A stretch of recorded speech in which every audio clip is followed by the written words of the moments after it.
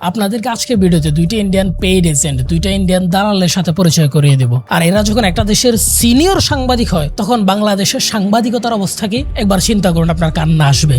পোলা গত 16 বছরে তোরা এই দেশ থেকে $234 বিলিয়ন পাচার করছস। পাচার করার জন্য তোর কাছে $234 বিলিয়ন আছে, আর মাত্র $2 বিলিয়ন ফাইটার জেট কিনলে এই দেশে দুর্ভিক্ষ অবনটন শুরু হয়ে যায় তোর কাছে। এই দেশ থেকে টাকা পাচার করে নিয়ে গিয়ে তোকে ভূমিমন্ত্রী যুক্তরাজ্য লন্ডনের মতো জায়গায় 360টা লাক্সারি বাড়ি কিনছে, সেটার জন্য টাকা আছে, ফাইটার জেট কেনার মতো টাকা নাই। বাংলাদেশ থেকে টাকা পাচার করে নিয়ে গিয়ে সামিট গ্রুপের আজি সিঙ্গাপুরের মতো দেশে, আবার বলছি সিঙ্গাপুরের মতো দেশে শীর্ষ 50 জনের মধ্যে একজন হয়ে গেছে, সেটার জন্য টাকা আছে, ফাইটার জেটের জন্য টাকা নাই। এস আলম গত 15 বছরে বাংলাদেশ থেকে 2.25 লাখ কোটি টাকা পাচার করছে। 2.25 লাখ কোটি টাকা কয়টা শূন্য লাগে বলা, তোরা লিখতে গেলে তুই লিখতে পারবি না। 2.25 লাখ কোটি টাকা পাচার করে নিয়ে যাওয়ার জন্য টাকা আছে, আর $2 বিলিয়ন ফাইটার জেট কিনতে গেলে তোর অভাব অনটন দুর্ভিক্ষ শুরু হয়েছে ইন্ডিয়ান।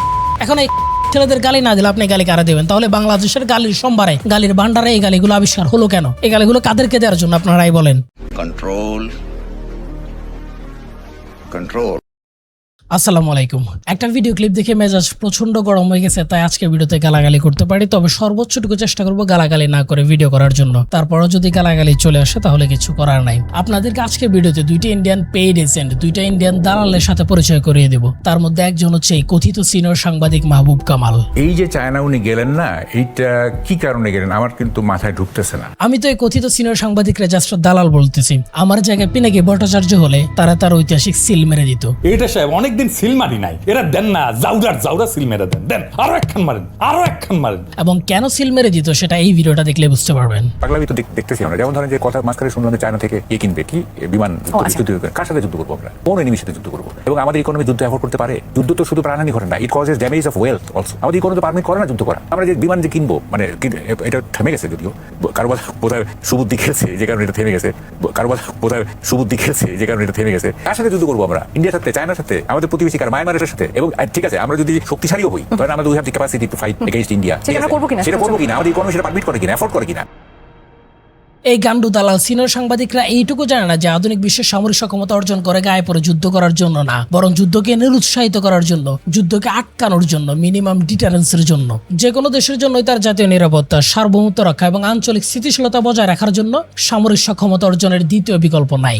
ঠিক আছে, আমরা যদি শক্তিশালীও হই, তাহলে আমরা we have the capacity to fight against India. সেটা করবো কিনা, আমাদের ইকোনমি সেটা পারমিট করে কিনা, অ্যাফোর্ড করে কিনা। না, আমরা যুদ্ধ করব না। আমাদের ইকোনমি যুদ্ধ এফোর্ড করে কিনা সে বিষয়ে পরে আসছি। তবে আমরা সামরিক সক্ষমতা অর্জন করব কোনো দেশের সাথে গায়ে পড়ে যুদ্ধ করার জন্য না। আমরা সামরিক সক্ষমতা অর্জন করব কোনো প্রতিবেশী রাষ্ট্রের আগ্রাসন ঠেকিয়ে দেওয়ার জন্য, প্রতিবেশী রাষ্ট্রের আগ্রাসন থেকে মুক্ত থাকার জন্য। ভারতীয় দালালগুলো তো বাংলাদেশের উপর ভারতীয় আগ্রাসন দেখে না, ভারত কিভাবে আগ্রাসন করে সেটাও না দেখার ভান করে থাকে। আপনাদেরকে ছোট্ট একটা এক্সাম্পল দেই। 2025 সালে কাশ্মীর ইস্যুতে যখন ভারত পাকিস্তান যুদ্ধ শুরু হয়, তখন নরেন্দ্র মোদী ওপেন মিডিয়াতে এসে বলছিল যে খুন আর জল একসাথে বইতে পারে না, আমরা সিন্ধু নদীতে বাদ দেব।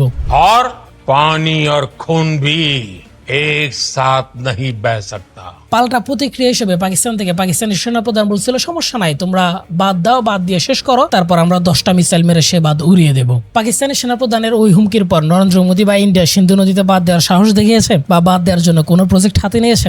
নাই তো, তাই না? তো এবার বিপরীতে আপনি বাংলাদেশের দিকে তাকান। বাংলাদেশ ইন্ডিয়ার মধ্যে অবিভক্ত নদী রয়েছে 54টা। সেই 54টা নদীর অন্তত পক্ষে 45টার মধ্যে ইন্ডিয়া বাঁধ, ব্যারেজ, জলকপাট, জলবিদ্যুৎ নির্মাণ করে রাখছে, গায়ের জোরে বাংলাদেশের পানি আটকায় রাখছে। এখন আপনি একবার চিন্তা করেন, বাংলাদেশও যদি পাকিস্তানের মতো ডিটারেন্স থাকতো বা পাকিস্তানের কাছাকাছি মিলিটারি সক্ষমতা থাকতো, এবং বাংলাদেশও যদি পাকিস্তানের মতো একইভাবে বলতে পারতো যে তুমি আমার ন্যায্য পানি যদি আমাকে না দাও, পানি যদি আটকায় রাখো, আমি কিন্তু মিসাইল মেরে ওই বাঁধগুলো উড়াই দেবো, তাহলে কি ইন্ডিয়া গায়ের জোরে বাংলাদেশের পানি আটকায় রাখতে পারতো? আপনারাই বলেন। ইন্ডিয়ান পেইড দ্বিতীয় দালাল হচ্ছে গোলাম মাওলা রনি। এই দালালের একটা ক্লিপ দেখেন।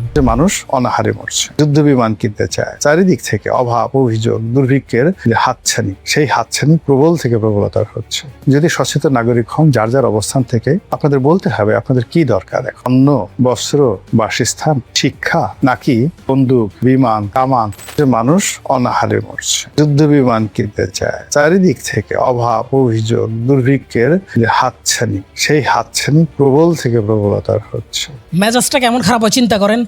পোলা গত 16 বছরে তোরা এই দেশ থেকে $234 বিলিয়ন পাচার করছস। পাচার করার জন্য তোর কাছে $234 বিলিয়ন আছে, আর মাত্র $2 বিলিয়ন ফাইটার জেট কিনলে এই দেশে দুর্ভিক্ষ অভাব-অনটন শুরু হয়ে যায় তোর কাছে। এই দেশ থেকে টাকা পাচার করে নিয়ে গিয়ে তোকে ভূমিমন্ত্রী যুক্তরাজ্য লন্ডনের মতো জায়গায় 360টা লাক্সারি বাড়ি কিনছে, সেটার জন্য টাকা আছে, ফাইটার জেট কেনার মতো টাকা নাই। বাংলাদেশ থেকে টাকা পাচার করে নিয়ে গিয়ে সামিট গ্রুপের আজি সিঙ্গাপুরের মতো দেশে, আবার বলছি সিঙ্গাপুরের মতো দেশে শীর্ষ 50 ধনীর মধ্যে একজন হয়ে গেছে, সেটার জন্য টাকা আছে, ফাইটার জেটের জন্য টাকা নাই। এস আলম গত 15 বছরে বাংলাদেশ থেকে 2.25 লাখ কোটি টাকা পাচার করছে। 2.25 লাখ কোটি টাকা কয়টা শূন্য লাগে পোলা, তোরা লিখতে গেলে তুই লিখতে পারবি না। 2.25 লাখ কোটি টাকা পাচার করে নিয়ে যাওয়ার জন্য টাকা আছে, আর $2 বিলিয়ন ফাইটার জেট কিনতে গেলে তোর অভাব-অনটন দুর্ভিক্ষ শুরু হয়েছে ইন্ডিয়ান পোলাদের কাছে। শুধুমাত্র এস আলম মানে এক ব্যক্তির পাচারের টাকা দিয়ে যেই জেটেন্সি কেনা নিয়ে বলতেছে দেশের দুর্ভিক্ষ শুরু হয়ে যাবে, শুধুমাত্র ওই এস আলমের পাচার করা টাকা দিয়েই অন্তত পক্ষে 200 থেকে 250টা পূর্ণাঙ্গ প্যাকেজের জেটেন্সি কেনা যাবে। জেটেন্সি বাদ দেন, আমেরিকার যে অত্যাধুনিক F-16 ফাইটার জেট আছে, সেই F-16 ফাইটার জেটও পূর্ণাঙ্গ প্যাকেজে অন্তত পক্ষে 150 থেকে 180টা ফাইটার জেট কেনা যাবে। অর্থাৎ যে কোনো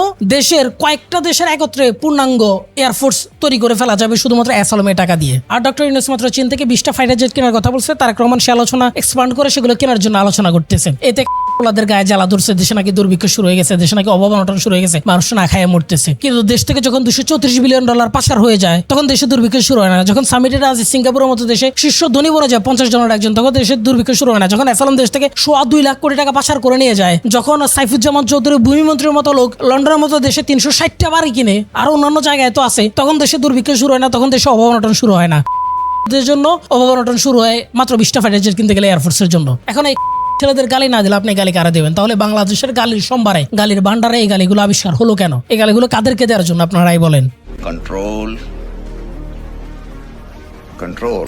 দেখেন, আমি আওয়ামী লীগের এগেনস্টে সরাসরি আওয়ামী লীগের বিরুদ্ধে ভিডিও বানাই, ইন্ডিয়ান বিরুদ্ধে ভিডিও বানাই, কারণ আমি বিশ্বাস করি বাংলাদেশ আওয়ামী লীগ নামক যে দলটা, এটা পুরোপুরি একটা সন্ত্রাসী দল, এবং এরা বাংলাদেশের স্বাধীনতার সার্বভৌমত্বে বিশ্বাস করে না। এরা করে ইন্ডিয়ান দালালে, ইন্ডিয়ার প্রক্সি একটা দল, যারা ইন্ডিয়ার স্বার্থই সার্ভ করে, এবং বিগত সময়গুলোতে তারা সার্ভ করে গেছে। সেজন্য বাংলাদেশপন্থী কেউ আওয়ামী লীগকে সমর্থন করে না, এটা আমার বিশ্বাস। এই জন্য আমি সরাসরি আওয়ামী লীগের এগেনস্টে ভিডিও বানাই। আমি বিএনপির সমালোচনা করি, আমি জামাতের সমালোচনা করি। সো যেহেতু রাজনৈতিক দলগুলোর ন্যায্য সমালোচনা করে ভিডিও বানাই, সো তারা খুব একটা আমার পছন্দ করে না। সো এই জন্য পলিটিক্যাল ফান্ডিং পাওয়া তো চিন্তা করা যায় না, আর পলিটিক্যাল ফান্ডিং পেলেও আমি সেটা জীবনে অ্যাকসেপ্ট করবো না, কারণ যখন আপনি পলিটিক্যাল ফান্ডিং অ্যাকসেপ্ট করবেন তখন আপনি আর তাদের এগেনস্টে এরকম লাউডলি কথা বলতে পারবেন না। সো পলিটিক্যাল ফান্ডিং এ পাই না। আমার ভিডিওতে খুব একটা স্পন্সর আপনারা কখনো দেখেন না, কারণ হচ্ছে আমি যাদের এগেনস্টে কথা বলি বা যাদের সমালোচনা করি তারাই বিভিন্ন কর্পোরেট হাউসগুলো, সো সেখান থেকে স্পন্সর আসে না। এই জন্য ডোনেশনের, আপনাদের সরাসরি ডোনেশনের সরাসরি সাপোর্টের বিকল্প আমার কাছে নাই। এজন্য যদি চান আমরা এই ভিডিওগুলো কন্টিনিউ করি, এরকম লাউডলি আপনাদের পক্ষে হয়ে কথা বলি,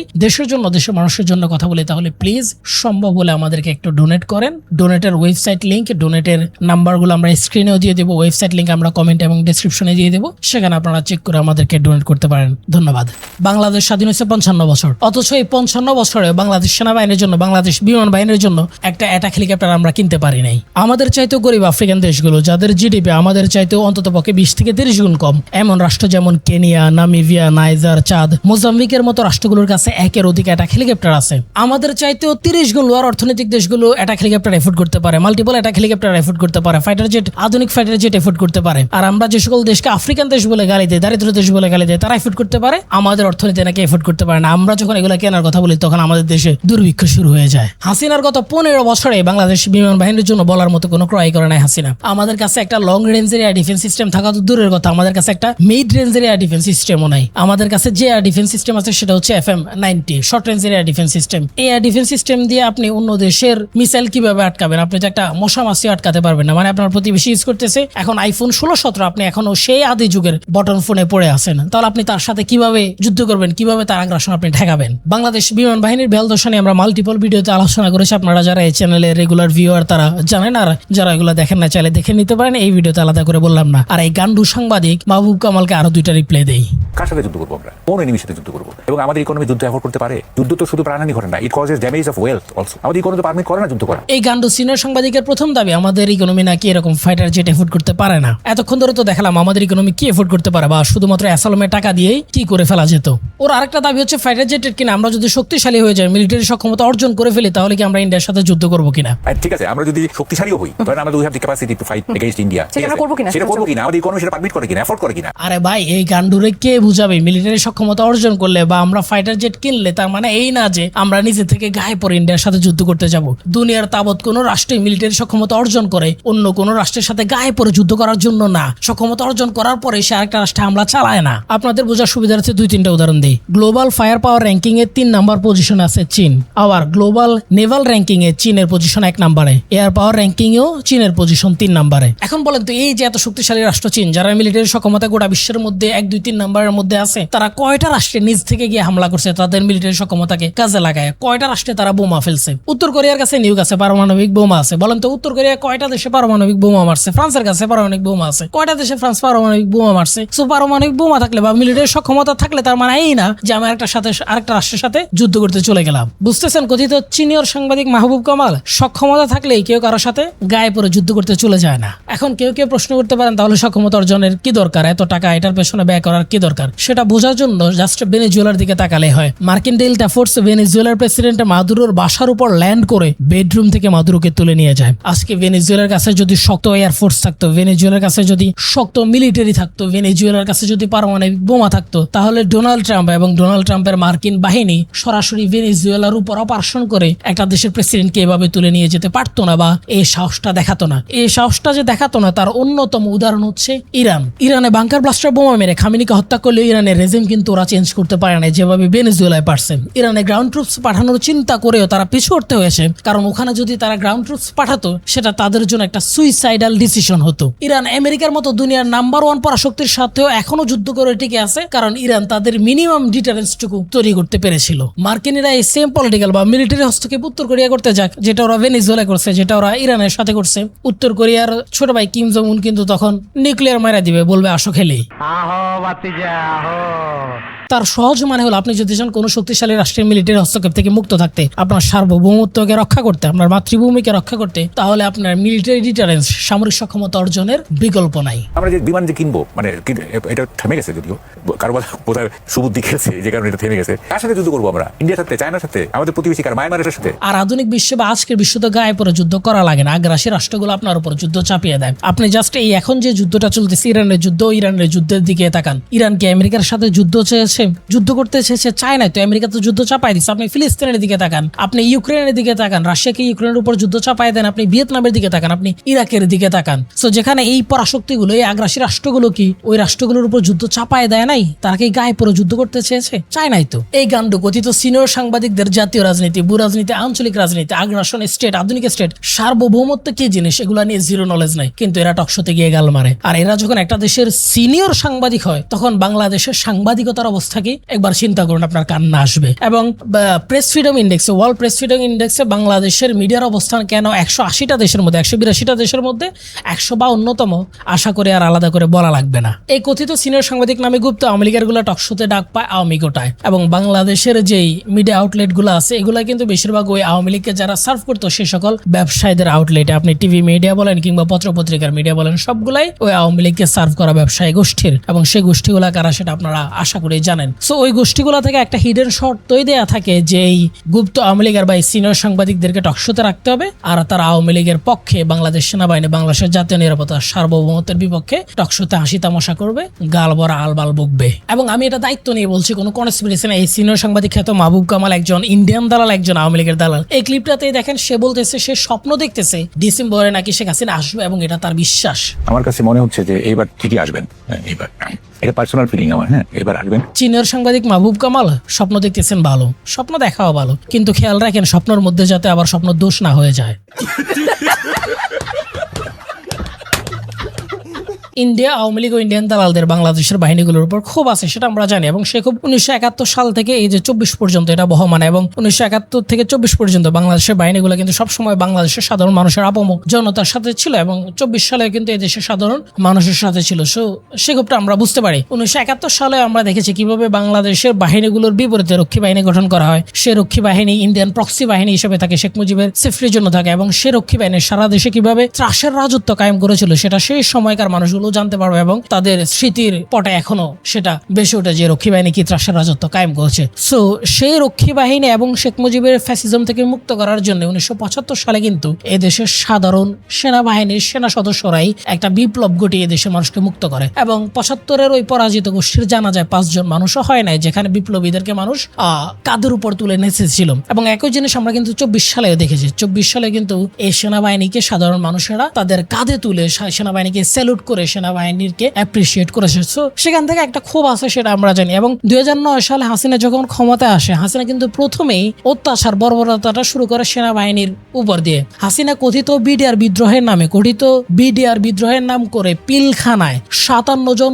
চৌকস দেশপ্রেমী সেনা অফিসারকে হত্যা করে এবং সে হত্যায় ইন্ডিয়া সরাসরি যুক্ত ছিল। হাসিনা পালানোর পর পিলখানা হত্যাকাণ্ডের তদন্ত কমিশনের রিপোর্টে স্পষ্ট উঠে এসেছে ভারতীয় সম্পৃক্ততার কথা। তদন্ত কমিশনের রিপোর্টে এটাও বলা হয় বিদ্রোহের পেছনে আসল উদ্দেশ্য ছিল বাংলাদেশকে অস্থিতিশীল করা এবং সেনাবাহিনী ও বিডিআর উভয়কে দুর্বল করা।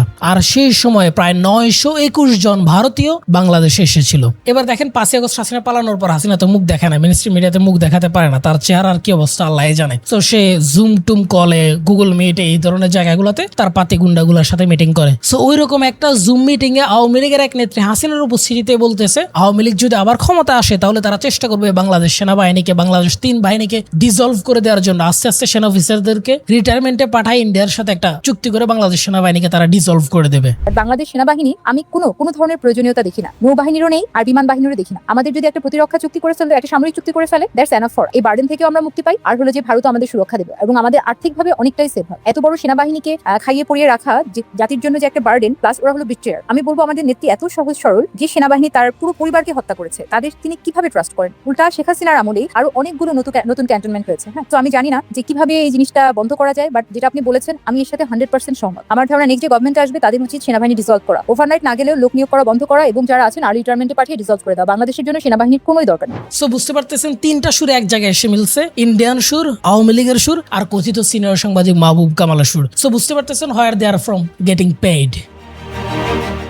আমরা তো আমাদের প্রতিবেশী ইন্ডিয়াকে চিনি, তাদের চরিত্র কেমন সেটাও আমরা জানি এবং তারা আমাদের কেমন বন্ধু সেটাও আমরা ভালো করে জানি। আমরা দেখেছি তারা কিভাবে সিকিম দখলে নিয়েছে, কিভাবে হায়দ্রাবাদ দখলে নিয়েছে, কিভাবে কাশ্মীরে এখনো এথনিক ক্লেন্সিং করতেছে। আমি 1 বছর আগে একটা ভিডিও বানিয়ে দেখেছি কিভাবে ইন্ডিয়া ইসরায়েল 2.0 পরিণত হচ্ছে। তারা যেভাবে জায়নিজম আইডিওলজিতে বিলিভ করে এরাও একইভাবে হিন্দুত্ববাদী আইডিওলজিতে বিলিভ করে। তারা যেভাবে গ্রেটার ইসরায়েল বানানোর জন্য যুদ্ধ করতেছে এরাও একইভাবে অখণ্ড ভারত বানানোর জন্য যুদ্ধ করতেছে এবং এরা কোনো রাগডাক রাখা ছাড়া তাদের পার্লামেন্টে অখণ্ড ভারতের মানচিত্র ঝুলায় রাখছে এবং সেখানে কিন্তু বাংলাদেশ একটা অংশ। এই জিনিসগুলো কিন্তু আমরা জানি। এছাড়া ইন্ডিয়ান ডক্ট্রিন কি, ইন্ডিয়া কোন নীতিতে রাষ্ট্র পরিচালনা করে সেটাও জানি। চাণক্য নীতি কি সেটাও আমরা জানি। চাণক্য নীতি অনুসারে প্রতিবেশী রাষ্ট্র তার শত্রু, অপরিহার্যভাবে তার শত্রু এবং শত্রু তার বন্ধু। সো এই জিনিসগুলো তো আমরা জানি। তাই অদূর ভবিষ্যতে ইন্ডিয়ার সাথে আমাদের গায়ে পরে যুদ্ধ করা লাগবে না, ইন্ডিয়া আমাদের উপর যুদ্ধ চাপিয়ে দেবে। ইন্ডিয়া এখন আমরা দেখি আমাদের রংপুর নিয়ে কিভাবে থ্রেট দেয়, আমরা দেখি আমাদের চট্টগ্রাম দখল করা নিয়ে কিভাবে থ্রেট দেয়। এটা তো ওপেনলি থ্রেট দিচ্ছে মিডিয়ায়, তাদের পলিটিশিয়ানরা থ্রেট দিচ্ছে, পশ্চিমবঙ্গের নেতারা থ্রেট দিচ্ছে, আসামের নেতারা থ্রেট দিচ্ছে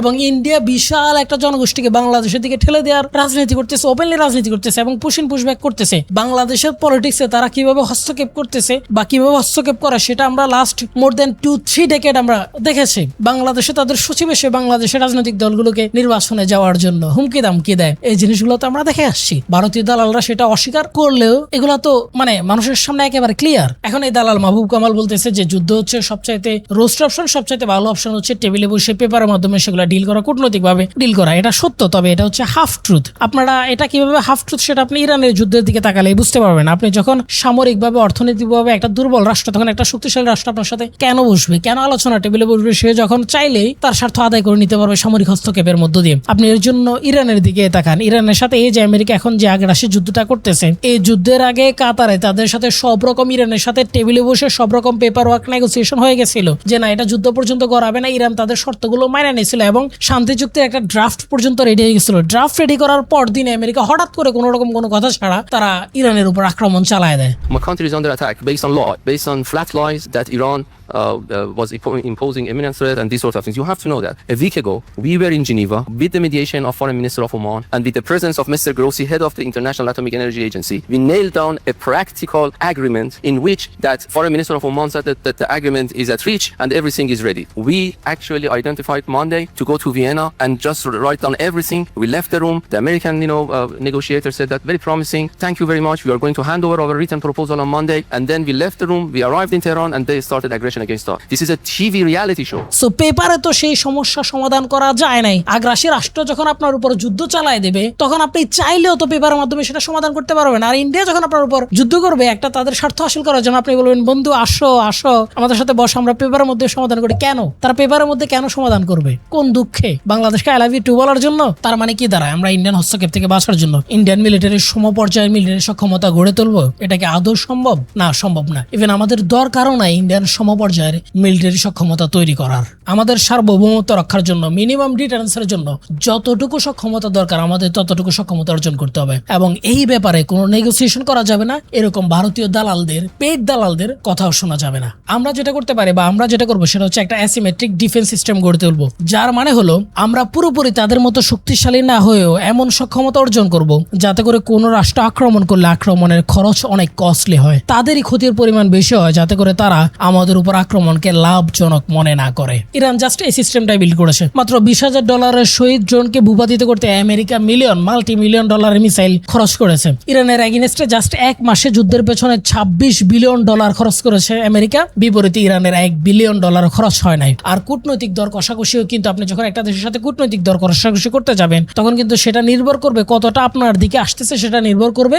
আপনার মিলিটারি সক্ষমতার উপর। এবং এই গান্ডু সাংবাদিকরা এই বেসিক কমন সেন্সটা ওদের মধ্যে নাই, এটা হয়তো ওরা বুঝে না। আর একটা দেশের বাহিনীগুলো শুধুমাত্র যুদ্ধই করে না, যে কোনো দুর্যোগের সংকট মোকাবেলায় প্রথমে ঝাঁপিয়ে পড়ে সেনাবাহিনী, বিমান বাহিনী। দুর্যোগ মোকাবেলার জন্য মিনিমাম যতটুকু ইনস্ট্রুমেন্ট লাগবে ওটাও আমাদের বাহিনীগুলোর কাছে নাই। বর্তমানে আমাদের বাহিনীগুলোর যে অবস্থা, স্পেশালি বিমান বাহিনীর যে অবস্থা, আপনি ইন্ডিয়াকে এক সাইডে রাখেন, প্রতিবেশী মিয়ানমারের সাথে যদি যুদ্ধ লাগে তাহলে আমাদের অবস্থা খুবই খারাপ হয়ে যাবে। আপনি দেখেন এই যে মিয়ানমার আমাদের উপর প্রায় 10 লাখের বেশি রোহিঙ্গা চাপিয়ে দিয়েছে, আমাদের বিমান বাহিনী যদি স্ট্রং হতো সেটা কিন্তু মিয়ানমার পারতো না। এবং আমাদের সেনাপ্রধান জেনারেল ওয়াকারুজ্জামান কিন্তু কোনো রাগ ডাক না রেখে বলে দিয়েছেন আমাদের শক্তিশালী যদি বিমান বাহিনী থাকতো তাহলে আমরা রোহিঙ্গা সংকট প্রতিরোধ করতে পারতাম।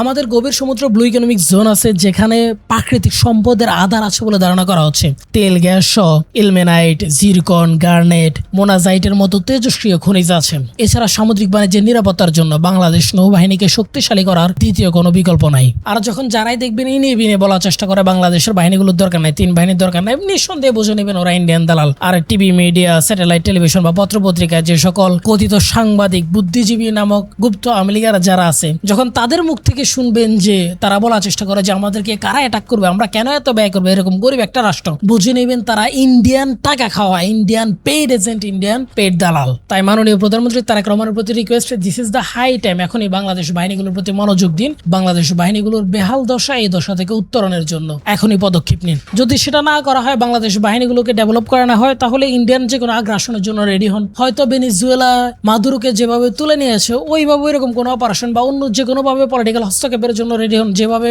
বিগত টিকেটগুলোতে ওরা করছে ওই টিকেটগুলোতে করতে পারে। এবং প্রেসিডেন্ট জিয়াউর রহমানকে যেভাবে তারা হত্যা করছে এই দেশের ভিতরে চর সৃষ্টি করে, ওই একই কাজ তারা আবার করতে পারে। তাই ইন্ডিয়ান আগ্রাসন থেকে মুক্ত হওয়ার জন্য বাংলাদেশ বাহিনীগুলোতে মনোযোগ দেওয়া উচিত। কোন রকম ইন্ডিয়ান দালালদের কথা না শুনে বাংলাদেশ এয়ারফোর্সে যারা একদম তলানিতে গিয়ে ঠেকছে, যাদের সক্ষমতা মানে যারা একটা লক্ষ্যচক্কর বাহিনীতে পরিণত হয়েছে, তাদেরকে আপগ্রেড করার জন্য চায়না থেকে শুরু করে যতগুলো জেট চুক্তি নিয়ে আলোচনা হয়েছে, ফাইটার জেট নিয়ে, অ্যাটাক হেলিকপ্টার নিয়ে, সবগুলো ততপক্ষে মনোযোগ দিয়ে খুব কম সময়ের মধ্যেই সেগুলো ফাইনালাইজ করার ব্যবস্থা করেন। লাস্ট একটা উদাহরণ দিয়ে ভিডিওটা শেষ করবো। 1967 সালে আরব ইসরায়েল যুদ্ধের সময় বাংলাদেশের ফাইটার সাইফুল আজম সারোই একা 4টি ইসরায়েলি ফাইটার জেট ডাউন করেন, যেটা এখনো ইসরায়েলি বিমান ধ্বংসের ইতিহাসে 1 নাম্বার রেকর্ডে আছে। আজকে ইসরায়েলের বিমান বাহিনীর অবস্থা দেখেন, বিপরীতে বাংলাদেশ বিমান বাহিনীর অবস্থা কল্পনা করুন। তাই বাংলাদেশ বিমান বাহিনীকে আপগ্রেড করা এখন সময়ের সবচাইতে বড় দাবি। ধন্যবাদ সবাইকে। সম্ভব হলে আমাদেরকে একটু ডোনেট করেন, আপনাদের ডোনেট আমাদের খুবই প্রয়োজন। আর ভিডিওতে গালাগালি করার জন্য দুঃখিত, অনিচ্ছাকৃত গালাগালি, তারপরও তাদের কাছে দুঃখিত না যারা ইন্ডিয়ান দালাল,